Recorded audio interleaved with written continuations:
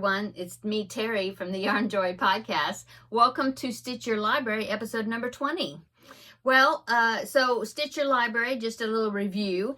Stitch Your Library is where I am working through picking patterns that are in my library. Is either books, actual physical books that I have, pattern books or leaflets or anything that have patterns, or digital patterns that I purchased and I have them on my computer, or free patterns that I've bookmarked forever ago and still haven't made them. And so this was just a way to hold me accountable and really get into some of these books and magazines and things that I have, or like I said, things that are on my computer, and pick out some things to actually do the patterns. You know, I mean, I'll find them and I'll think, oh, that's a cute pattern, I want to do this and I want to do this, and then I don't do it because I go on to I find another one, oh, I want to do this one.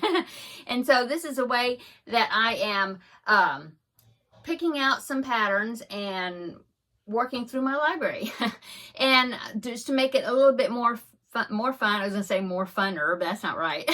More fun. I pick out 3 projects, and then I have you, my viewers, vote on which project that I'm going to do for the next Stitch Your Library project. And then I do that project. When I finish it and I present it to you, then I present 3 more projects. Now I have put in some choices have been put in more than once because I still had not made that project yet. So I still consider it being something that I haven't made and it's in my library. And so that's why I have repeated some of the choices, some of the things that didn't get voted on or didn't win the vote before, or they were close. And so I'm giving them another chance.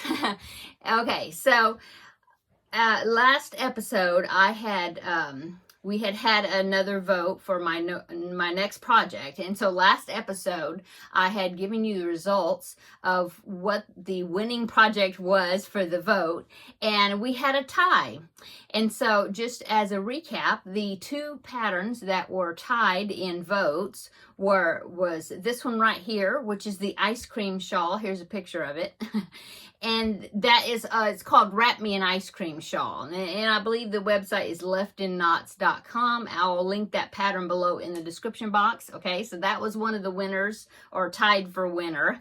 And then the other one was the watermelon bag, and that's a pattern by Divine Debris. So here is that project right here. And I think it's going to be such a cute little thing to work on for the summer. I think it's such a cute bag. Okay, so those 2 projects tied for first place. And so I had mentioned last episode that I was gonna, since they were both tied for first place, I'll just make both of them before we have another vote on a new project. And so, in fact, I even talked about how I thought maybe I would start both of them and have them going at the same time. But I'm thinking that I'm biting a little too much off to chew. Silly expression. But I think what I'm going to do is just do one project at a time. So I'll do one project, and then when I get finished with it, I'll go right into the next project and get that one finished. And that way, then we will, you will get to vote on some new projects. Okay, so the project that I decided to go ahead and start with is the Wrap Me an Ice Cream Shawl by Left in Knots. And so that's what I worked on since the last episode. And so I wanted to show you my progress. So the yarn that I'm using is the Lime Brand Ice Cream yarn, and I am using the colorway Mint, which is this one. Okay, the pattern calls for 2 skeins of the ice cream yarn, and I happen to have 2 skeins of this mint colorway, and so I thought, well, I'll go ahead and I'll do that because that way I won't have any leftovers. Okay, because the other ice cream yarn, which I have back there, I have at least 3 skeins of those different colors, and since this only takes 2 skeins, I would have a skein left over. So this is what I decided to use for this project. Okay, so here is my progress so far on the Wrap Me an Ice Cream Shawl. Okay, so the markers, I have a marker here, and see I have a marker right there. So there are 6 repeats in this pattern. Okay, the pattern repeat is 12 rows. there's a 12 row repeat. Okay, so I got started on it, and then I got into the repeat. The repeat is like from row 7 to 18, and then you repeat 7 to 18 5 more times. So you're gonna have 6 sections. Okay, so here, from here to here, that's the first section, and then from here to here, that's a repeat. Okay, so that's number 2, because if you do 5 more times, that means, yeah, it'd be 6 sections. I just said that, sorry. Okay, so there's the first section. Here's section number 2 right there between this marker and this marker. And as you can see, I started the 3rd section, and once I get finished with this third section, I will be halfway through the project because there's 6. Okay, so I am on, I can't remember what the row, I think I've done 7 to 13 in the repeat. So I've got like 5 rows left in this section, which would be the 3rd one, and then I will be halfway through. Anyway, so here you go. I'm really liking it. It's got some single crochet rows. You know, that's the more solid sections right there, right there. Okay, and then it's got this mesh piece in there that's got several rows. Okay, and then you go back to that solid, which is some single crochet rows, and then you have this stitch. See if I can hold it up there. So there, that's a good view of it. Okay, so that is a double crochet cross stitch, I guess. You do a double crochet, you skip a stitch, do a double crochet in that stitch, and then you go back and do a double crochet in the stitch that you skipped, and so it ends up making an X. Okay, and so that, and it gives some nice texture to the shawl, and so that's what that is right there. And see, here it is again here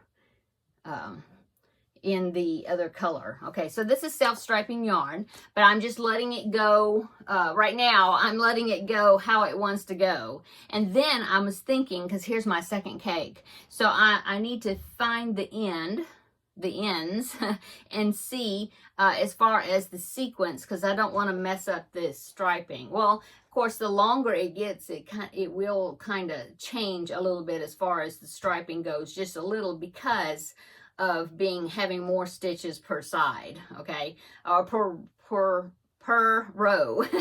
And so but anyway, so what I will try to do when I connect, when I join the second cake, I will try to find it in the sequence, so then I can kind of continue the color striping. But we'll see how I'll do it as close as I can. But anyway, so there is my my shawl so far, and I'm liking the colors. I think it's going to be really pretty, and I think it's going to be a good, nice size. This will end up probably being a donation. I have an organization called Aubrey's Angels Crochet Group or something. It's on Facebook, but it's a local group here that collects items for nursing homes, the homeless shelters, cancer centers. They even, I think, provide or accept toys and stuff like that for different children's organizations and things here locally. And so I will probably donate, put this into a group of things for like at the end of the year or something, to donate to that group, because I did that's what I did for some of the projects that I had finished last year, and I at the beginning of the year I was able to get the donation to that group, and so I'll probably do that. So anyway, I'm really loving this. I think it's fun. It's a fun project. I like it. It's not, the stitches aren't hard to do, but it turns out looking good, especially with the way the yarn stripes. Anyway, so that's what I'm working on. Oh, I am using an H hook, which I believe that's a 5mm hook, and I'm thinking that's what I think that's what the pattern calls for. I think, as far as I remember. I'll link below this pattern. Like I said, this pattern below in the description box, and the pattern for the watermelon bag, because it's a free pattern also. I will link that below as well. But like I said, I'm probably going to go ahead and finish this, and then I will make the watermelon bag. Okay. I think that's it. This is Wednesday, so happy Wednesday, everybody. If it's Wednesday when you're watching this, happy middle of the week. It's so hot here. Yesterday and the day before, the high was 104 degrees Fahrenheit. I mean, we are used to having over 100 degree weather in the summer, but not usually this early, not like in May, you know, the end of May and then very early part of June. Usually we get our hottest like in August, July, August. And so this is kind of early for us to be this hot. And I checked a while ago, and I know right now, and it is 3:45 p.m. right now, and it's, well, the computer said it was 100 degrees right now, so it may indeed reach 104 again, possibly, but before the day is over. But anyway, I'm just staying in and staying cool. I am gonna have to get out tomorrow though, because I need to go grocery shopping. And so yeah. Thanks for stopping by for a visit today. Come back tomorrow and I will have the regular Yarnjoy podcast episode video for the Thursday video. I will have it up tomorrow. So come back and we will have another visit, and I will show you the other projects I've been working on, plus and something else I'll talk to you a little bit about. So stay tuned. Come back tomorrow and find out. So I'm going to go. Everybody have a wonderful day. Stay cool if it's super hot where you are, like it is here. And if it's cold where you are, because I know some of you are having winter right now, then if it's cold, then stay warm. Okay. Come back tomorrow and we'll have another visit. Talk to you later, everyone. Have a blessed day, and we'll see you in the next video. Bye-bye.